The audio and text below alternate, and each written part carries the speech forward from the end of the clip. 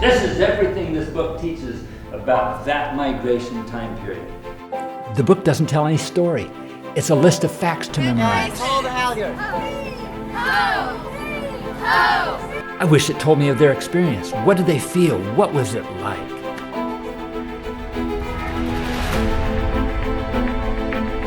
Aren't decisions like this important? So when I hand over the wagon train to you, who do I hand it to?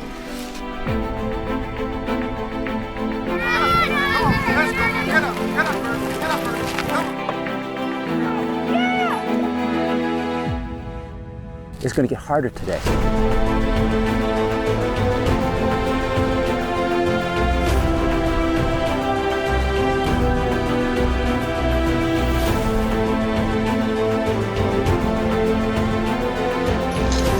Wagons home!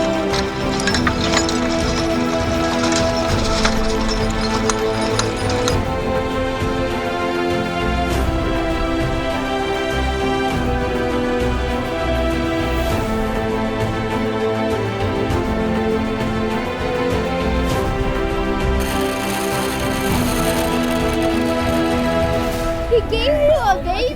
Yep. Everybody, when Cecily and Espen come into the train with that, it changes the lives of everybody on that train. He needs help! Isn't it more dangerous? I mean, why take the harder road when you don't need to? What's the point of going down the hard road? Why are we on this wagon trip? Are we here to get to the end? Are we here to get as far as we can in one day? No. We're here for the experience.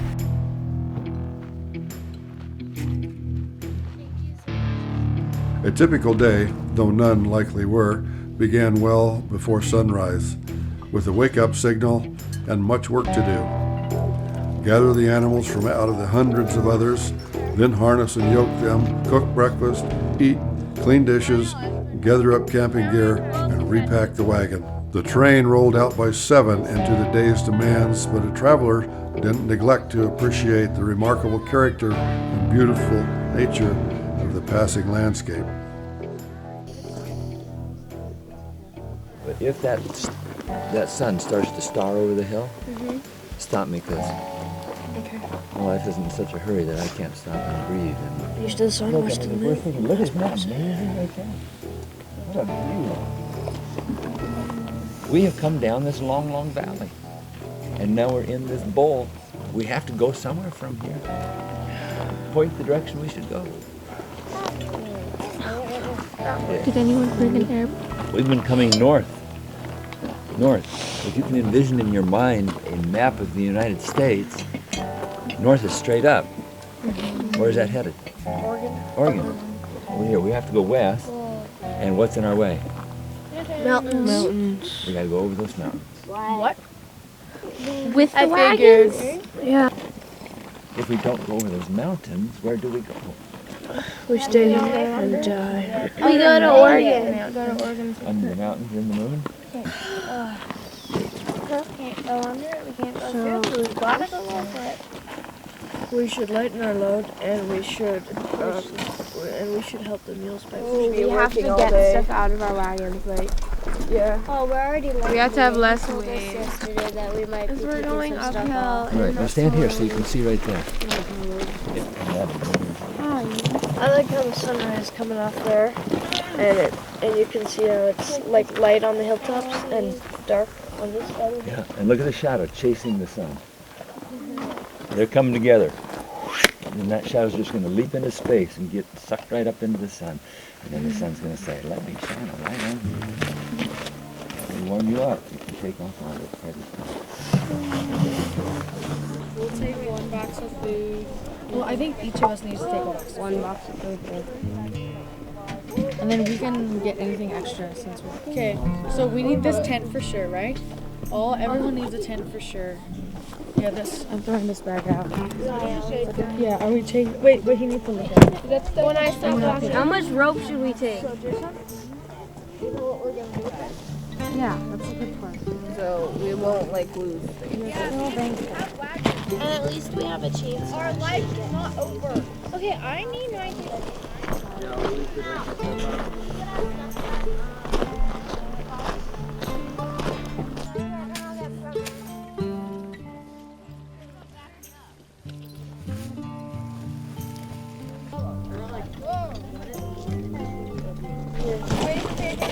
abandoned stuff over here? Wait, are we? Oh. Is this abandoned stuff? Yeah.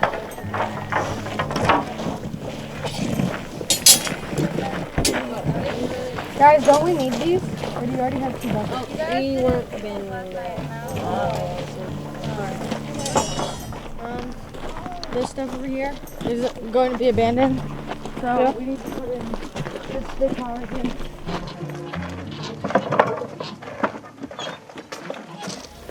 So are you leaving us? Yeah, we'll be leaving today.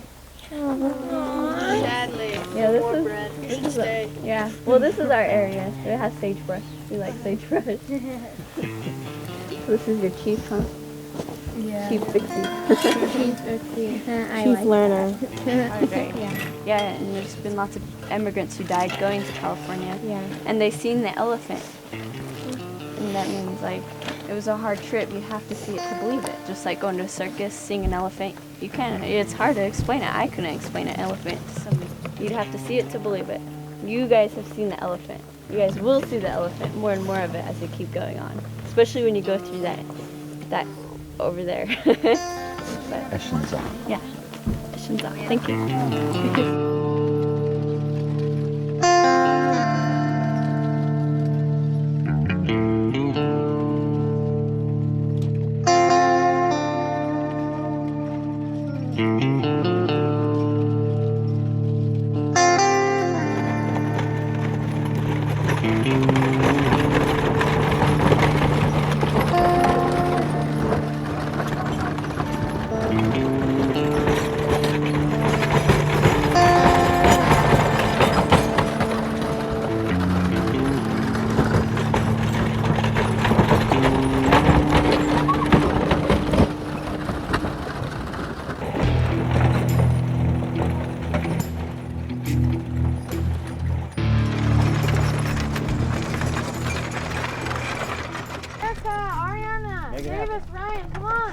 So what's the situation here? Can we go across? No, the What do you think?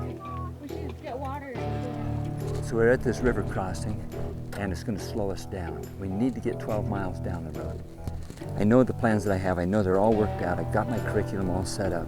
We've got to this river, and I can speed them through it.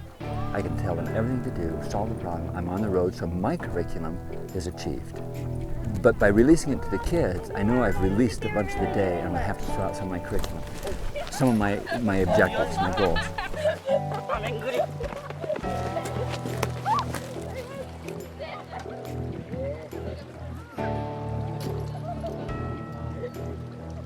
Water makes everyone. No, he's gonna kill me. And some kids begin to work here that haven't been working before. Can you help us find where the wagons will go? I think I, as a teacher, am rewarded by being needed. I'm rewarded is one of the perks of teaching. You're needed. You're important. You're an answer resource. You're a helping resource. And it's difficult to back off and be that kind of a resource. The resources I've brought you to this spot, let this environment teach you. Let this difficulty, this problem, whatever virtue is needed here, the resilience or the courage, or let that teach you. So I bring my mules up to the river. Now I have driven my mules to this river. It's taken time. I've nurtured them back and forth, and I've made them go through that river without jumping. So I wanted to attempt that with each team that came across. I could have spent maybe another half hour trying to coax my mules across the river, or just gone ahead and driven them across the river and ride the Santa sleigh. But what would be the benefit of that? I'd be a hero. I would say, ooh, look at him. That's not useful. And we got to know when to back off and know what our reasons are. What our reasons for pride? Then back off. turn it. We need to go back Let it go. and turn it in here.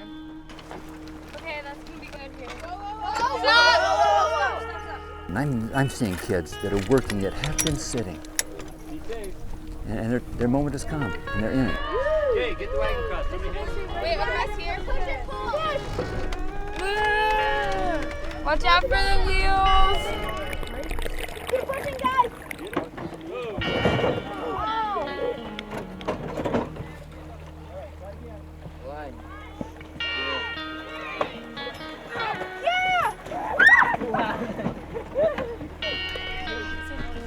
Then I see a girl back here who's been asking the kids to be included, and I see her excluded. She's detached. And as I brought the kids over to have this lesson with them, I saw her there, and I started walking towards her, and I actually started to call her, because I wandered over there. And as I did that, I realized I'm interfering with a moment that's more important than her listening to me. Sit down. That's the right answer, because it's your answer. I noticed you just arrived. How long have we been talking here? No. No, you don't, do you? How long have we even been at this spot? No. You thought you were helping us, didn't you? Not really. You just went and sat down and did nothing? I was taking care of the baby. And is that not helping? Oh, it is. Okay. Then why have you been over there for the last 10 minutes that we've been talking here? Because I didn't know you guys were over here. And why didn't you know? Because I fell asleep. You have some personal responsibility. You sit down and take care of the baby and you disengaged from the group. What is it you wanted from the group the other day? To not be left out. Who left you out this time? Everyone. Who sent you over there? No one. No one. Who asked you to stay there when we came here? No one. Who's responsible to go tell you we're talking? No one. You could look up and go, they're going over there, I will go too. Who's going to tell you to go? Myself. You're in a practice of doing what? I don't know. Removing yourself and sitting down. I think you've practiced that a lot. That's my observation. I could be very wrong. Coach me. I think you're right. Pardon? I think you're right. Do you see how come it's hard for you to face them and have them go, yes, we respect that. We respect what she's asking of us. You're in a new spot now, aren't you?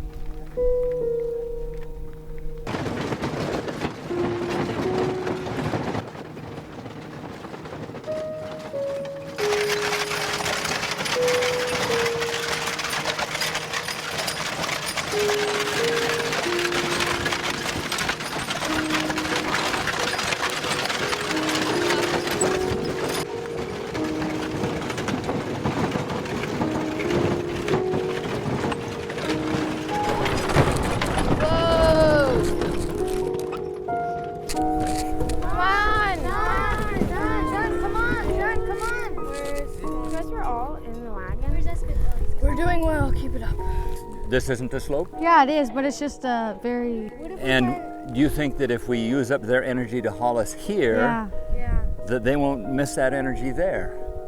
What do you think? I think everyone needs to get out. If I unhooked this team and asked you to pull this wagon, would you want somebody in it right now? No. If you're willing to have these animals stop, like the oxen, gone. If you're riding in a wagon, you've chosen the easy road, unless you're sick. Yeah. Have you made a hard road for somebody else? Yes. Yes. Who? Everyone else. Why didn't that rise out of you instead of rising out of me? Because we were just thinking about ourselves. How long have you been thinking about yourself? Ever since we began. For our whole lives. 13, 14 years. You will fight this all your life. Reminds me of the knot. I'll learn it at the moment I need it. I'll lighten their load at the moment they're the most exhausted. What if I could bring them not to that place of being most exhausted? This is not an easy road. Look, come stand here. Look up and look down at. What does it appear to you to be? What does look like an old creek bed. Does look like an old ditch. This is the original trail. And in fact, if you look over there, you'll see others. Do you think everybody went up this road single file? Of course not. Dust flying and all.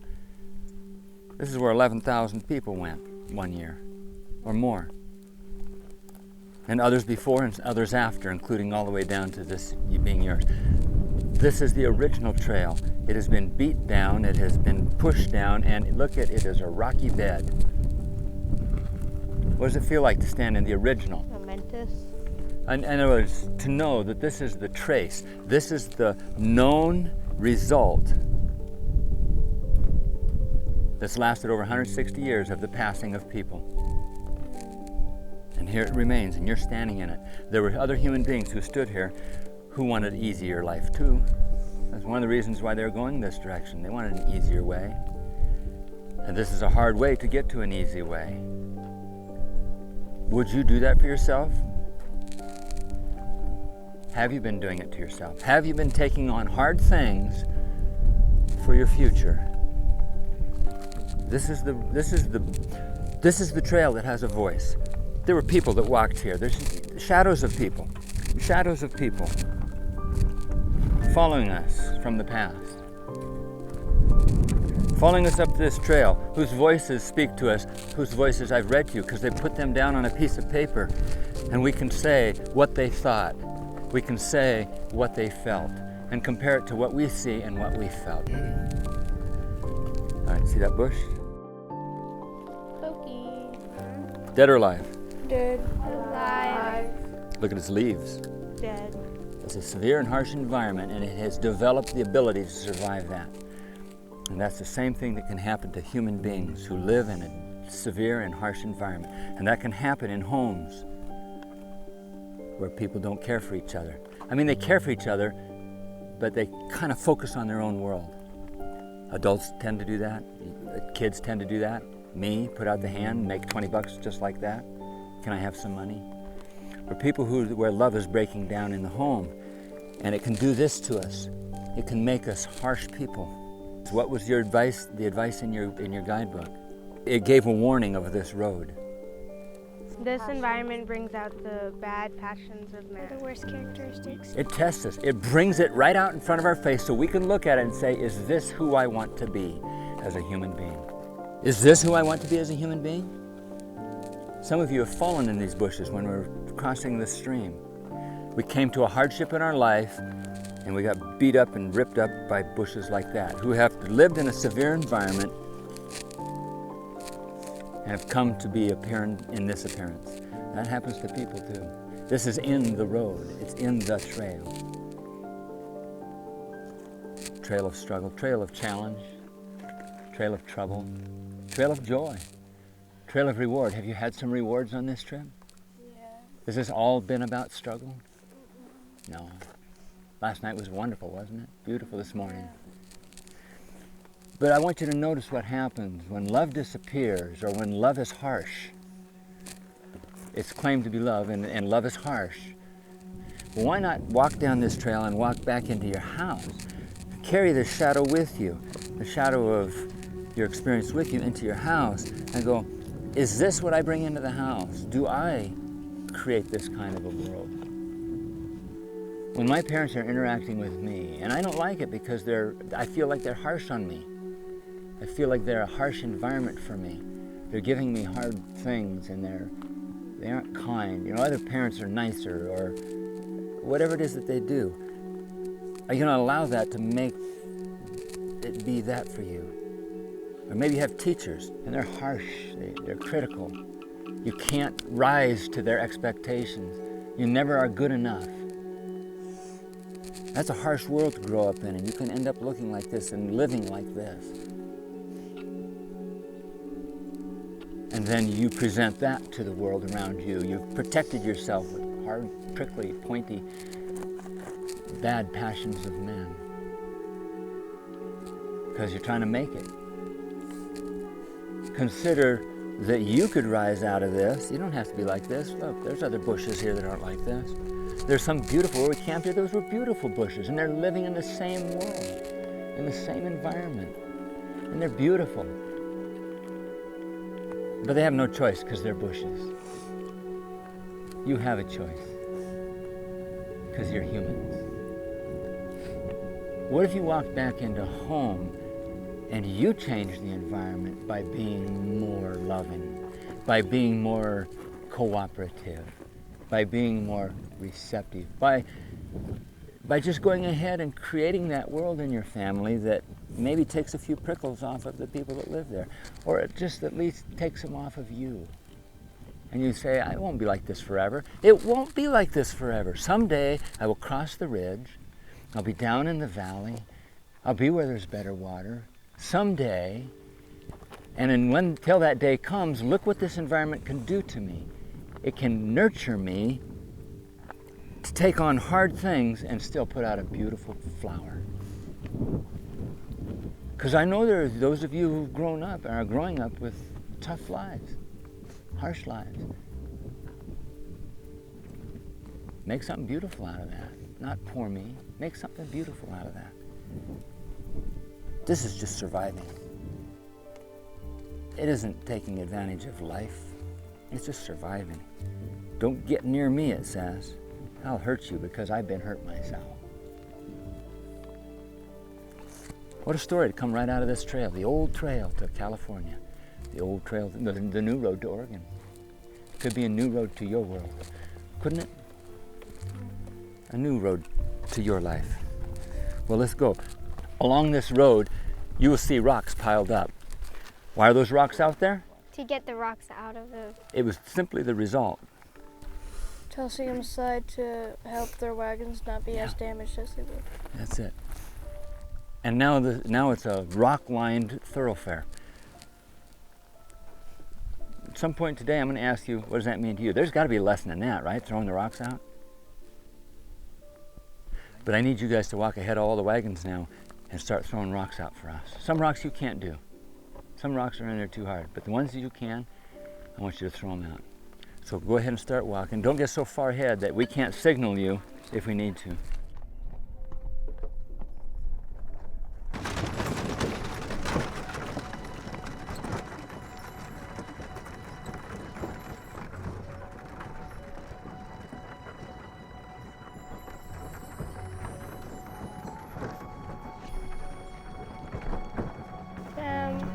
While picking up the rocks and throwing to the side, I noticed how it probably was pretty hard for the horses when we weren't doing that. Let's speak to one of the teamsters. Observations about them throwing out your rocks. Well, it seemed like they were like in a hurry, like before the mules came right up behind them. And it did help. Like I noticed some guys taking out really big, and women taking out really big rocks, which helps a lot. Because what was it like before they started doing that? Really bumpy. And what did that do for you as the driver? It helped me know, like, I don't have to run into so many rocks. What was it like to negotiate down there where we weren't throwing out rocks? That was hard because you have to know, like, the distance in between the rocks and your wheels and try to navigate through them and stuff. Yeah. Would it be overwhelming to throw all those rocks out? Yeah. How did you know when to throw and when not to throw? What to leave? I knew when to throw because some were so firm in the ground that you couldn't pick them up. But so there were some rocks you left? Some I saw that were kind of in, kind of out. And I asked you to draw a thought from it, a lesson from it of your own. Did anybody come up with one of their own that said, oh, this is meaningful? A metaphor, a lesson that could be used, an analogy that comes from the event. Here's one. If you move troubles out of other people's way, it's easier for them. Everybody else? Yeah, well, like moving them is pretty much like a hard road for us, but it makes it an easy road for the drivers. When you work harder and sacrifice some of your own comfort, it's easier on other people. And in the long run, it will be easier for everyone. Down to the second and third and fourth generation, perhaps. Those rocks are moved out for good, for the next people who come behind us. They're moved out for good. Maybe they mean stuff that can wreck your wagon, break your wheels, not just make you stronger, but can knock you down and leave you stranded. And there's plenty of those in your life. If you happen to live in a house or in a neighborhood or in a family or a place where it's hard to have love and it's hard to feel safety and peace, it can make you bitter. And if you become bitter, you'll go into a wreck. What you need is forgiveness. You know what forgiveness is? It's the fragrance that sagebrush gives off when it was crushed by my heel. Come and smell that. Whoa, I see it. Whoa. Wow. Oh, wow. So that's sagebrush. And that's forgiveness. Look what I've done. Just walking along. And what did the brush do in return? Gave you a good aroma. It gave me a fragrance. It's a healing fragrance. I call that forgiveness. Mark Twain says that forgiveness is the fragrance the violet sheds to the heel that crushes it. You ever smell the fragrance of a violet? At midday, the wagons stopped to noon for an hour or two. This gave the animals and immigrants essential time to eat and rest. What's the birthday? Did you get any lunch? Do you want some? I did get some lunch, and thank you. And I do want some. Well, come with me and see if we can't find something novel in this barren sage plain.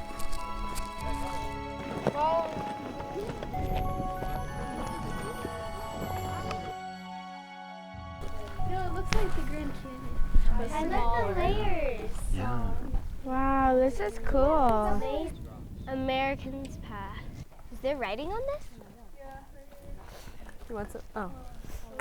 Then I'm not giving you any Try not to touch it. J.J. Poole, August 24th, 1849. Wow. 1928. That is so. Stop. Stop. Notice what you just wanted to do. I understand the wanting. Notice what you all want to do. You want to rub your finger in it. Why?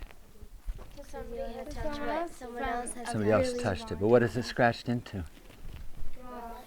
Special rock, though. Sandstone. And its problem with sandstone? This used to be covered with these. Their minds are not thinking about the future results of that touch or the accumulation of touches. And I'm looking at that and I'm seeing how excited they are to see it. You know that J.J. Poole stood right here. And he was right there. We know who he was. We know when he was here. 160 years those have been there, or more. In one careless touch or a careless moment or a thoughtless self is gone. How would you like somebody to come and go, oh, that's so cool. I'm going to chisel that out and put it in a frame and hang it on my wall so that anytime somebody comes to my house to visit, I go, look at this I found out in the wilderness. We've done that with a lot of Indian things, haven't we? Look at this, and we put it on our walls to tell everybody to admire, and we've defaced and we've devalued the heritage of the native person or of the native immigrant. And people come in, they say, that's so cool, I want one too. And that's why the Antiquities Act was made, is because some people will not live responsibly, thinking about the others coming behind, and they will take for themselves, for their own pride, for their own glory. Look at me, look what I found. Don't you want one too? I can show you where there are, and pretty soon there's none for everybody. Well, maybe that's what all these holes are for. But I don't think so. And I wanted to bring to the hearts of these students that you have the ability to gift forward to others by observing, by being fascinated, by respecting and leaving. The value is in its location. It's valuable in its context. So people that write their names in now, they can't write their names. No, it's even then, even then it was graffiti. Why would somebody write their name in? We don't have to know that now. We do have to get back on the trail. We have miles to go before we sleep. Miles to go before we sleep. Watch for snakes. Whoa. Do you think maybe later today I could try to drive a wagon? I would like to teach you. Then onward they would go, through the challenges of the day, 15 to 20 miles, to set up camp before dark. Get up, get up.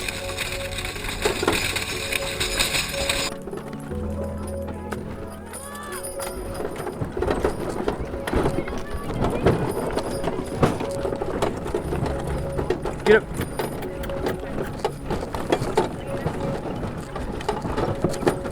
All right, students. See that hill right there? Walk over to the edge of that rock and look down. Happily. Look over here. Some of you look right there. Amphitheater. All right, we got to go down that. What? That's the trail. No. This isn't the trail? Okay. What? Okay, guys, we're all gonna die. Yeah. Are you sure we won't have to go back up that way? Where's the trail? For once, I agree with you, Hannah. Right there and here, both sides. Mr. Vixie, are you sure? Yeah. I think this is a detour that's not Can't the we right just go to detour. Oregon then? I'm okay with Oregon. Me too. Oregon's really pretty. My Mr. brother lives Vixie, there. I have a question. What? Why do we have to go down this way? Why can't we just go down You don't that have way? to, you get to. No, I'm going with Why do we have get to? I'm sorry. Isn't it more dangerous? We get to go down. It's like my dad. What joy. Get to is a personal choice, and I'm personally not choosing it. I like Oregon. Oregon sounds nice. All in favor for Oregon? I like Oregon. Oregon. Allie, do you see a path? No, he's making it up. Why are we going down there? That's what I came for. I mean, it's the Oregon Trail for Pete's sake. Come here. Ryan, we have to go down that Come here. to get to California. Exactly. I want to read to you a diary account. You can sit down if you want. Thank you. September 25, 1849. The road terminated, as it were, at the edge of a very apex of a hill, and from a big rock to the left of a trail, at crest, I looked down and for a while thought it must be the jumping off place. Here, down this very steep descent, must our wagons roll. Well, it was only about 200 yards, very deep sand and loose stones. We double locked the wheels, and teamsters and assistants carefully led the mules, and one after the other, slowly and successfully, was the entire train taken down the plateau below. On looking back, it seemed amazing that wagons and teams could descend in safety. And he drew a picture of it, and would you like to see it? Yes. Yes. Would you like me to come get it? Can I see it too? You are at that spot. Can I see? You guys take it over Oh my goodness. Pass Yeah. it around. Take it Pass over it here. around. Walk down on the right here, a little ways. Remember I said we have to go down there? So let's do, but not all the way down. And the river bottom below becomes the road. So as we drive along this modern road, look down there and imagine wagons going through that river bottom. Walk to see where Davis is? That's the trail, isn't it? Because we know, because the big rock was to the left. They would use ropes on that big rock. In fact, can you see where it's maybe been cut by ropes? So walk down that trail a little ways. Watch your step. I feel like the queen of the world.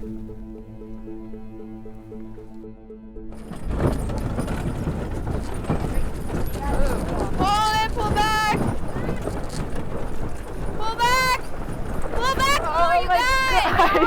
Pull back! We're trying! Are you sure? Okay. Okay.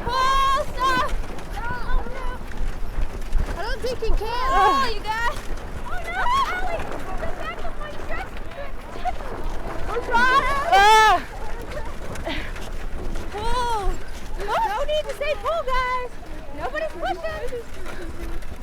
Let's go. Yeah, I know.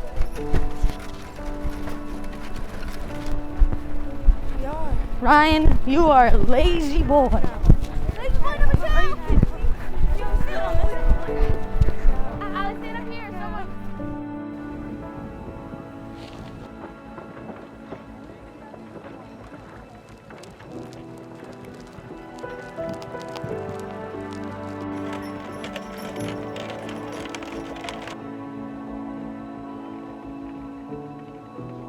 Okay, go. Get up, Fred. Mr. Vixie, when you pack the food boxes, do you pack them according to what's easy to cook or to what's authentic?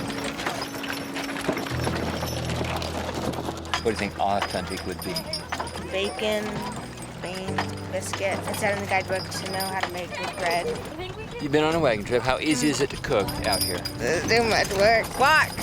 What's your priority? Priority animals. I'm thinking your priority is to move Oh, yeah. down the trail. Get as far as you can. So what would you need for your cooking? Things that are simple. The problem is beans aren't simple in those days. You can't just open a can of beans in those days. Yeah. Pan bread is simple, pancakes are simple. Cornbread is simple. Dried fruit is simple. So we'll probably eat a lot of that, like you guys are.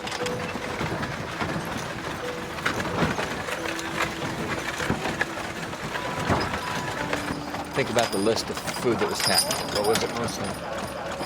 Dry berries, flour, sugar, cornmeal, salt, meat, beans, rice, coffee. Yeah. Salt.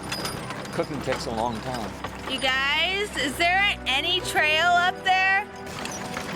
Sure, it goes through that pass.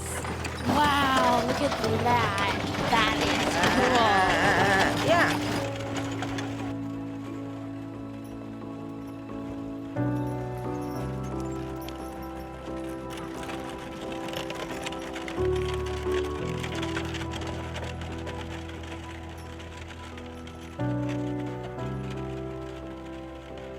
You see that bat fly across? I think it's coming from that cave. This is perfect timing. Whoa. Mr. Vic, this is exciting. We saw that, Mr. Rigby. How many go?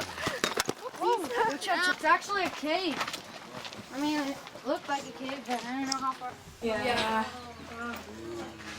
Watch out for that. Is there water on the walls?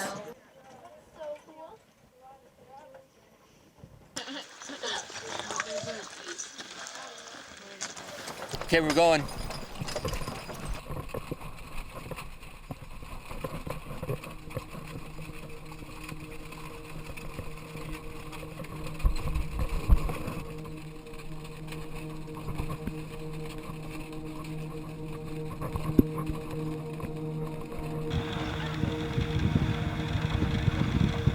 As we entered the canyon, the darkness began to deepen, and students were trudging ahead tediously, and they passed over a steep, rocky ledge. Didn't notice that this could be difficult for the wagon. Do that. When I got there, from my high seat, I could see this was not going to be passable. And so I called ahead for the students to come back without any effect. I will need help here. So I yelled at them again to return. I knew we couldn't camp at this point. We had to get over that ledge, and the darkness was deepening. So I yelled for them to come, and still no response. Now we have the power to either diminish or enrich each other's lives. And in my frustration and fatigue, I chose to attack the people instead of the problem. And I added these words. Hey, you guys in the back, what's wrong with you? Now, as soon as my words hit the wind and echoed off those canyon walls, I could see the deep, diminishing poison in them. He needs help. What? Wait, everyone stop. You guys, they need help. Stop. Come back. You guys are planning on doing this in the dark the way you're walking. Look at what you walked over. It never crossed your mind that that would be a difficult thing for a wagon? Yes. It did, and you walked on? Crossed my mind. Yes, it crossed my mind. Now, you guys that are standing there, what needs to be done here? Tie rope. What do we do? Well, then why are we standing? Oh, yeah. Why do I have to give every direction? I don't have to. But if I do have to, you've lost your independence. And in that dispirited condition, we were only able to get one of those wagons down that ledge and into a campsite somewhere up in the gloomy distance. It separated our wagon train, disjointed it, fractured.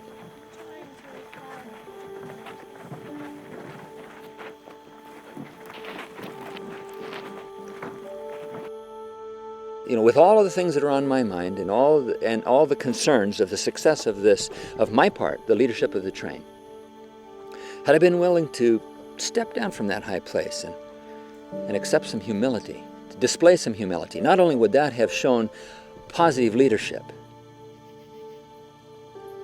it would have helped all the students to understand. And I think there would have been a little bit more forgiveness, a little bit more understanding of my position.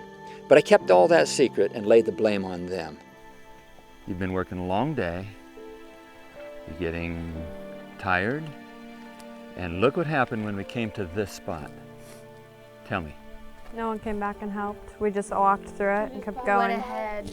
And we came really slow when we were coming back when you guys called for help. You guys have done a little team string. You should have walked across there with a whole different mind than anybody else. You're the ones who most likely would have told us. Look at this spot. I drove the wagon today. oh my, would I have wanted to go over this? Would you? Would you? No. Would you? So you see, you guys were speaking from a little bit of experience that nobody had. Or not speaking, but you're walking with a little experience. Your feet went over those ledges and they should have run up to your brain and said, would you drive over this? In the dark? Even in the daytime? They were unwilling to take that blame, and now there was friction. There was discontent between my leadership and the leadership I was asking them to do amongst each other, and our willingness to work together. But it's changed our night, it's changed our world. That's all. It's not terrible. It's not disastrous. Frankly, I think it's an opportunity. Something that rose into our face and said, oh yeah, I see what I did. Lucky you. Tomorrow is a brand new day, and you'll get to start over. A good camp meant water and feed for the animals and fuel for a cooking fire. Evening was a time for more exhausting chores, which were only compounded with darkness or bad weather. Unhitch, feed and water the animals, which might be an additional hike of several miles if there was none at camp. Wait, do we really need to do another water run? Hobble, picket, and watch them. There was work setting up camp. Water hauling, fuel gathering, cooking, baking, eating, washing, repairs, laundry and child care, childbirth, and night guard. When that was done, you were free to write in your diary, make music, make merry, or make acquaintances with interesting people from all over the world. Finally, you could fall asleep on a bed of exhaustion and wake up tomorrow to do it again and again and again.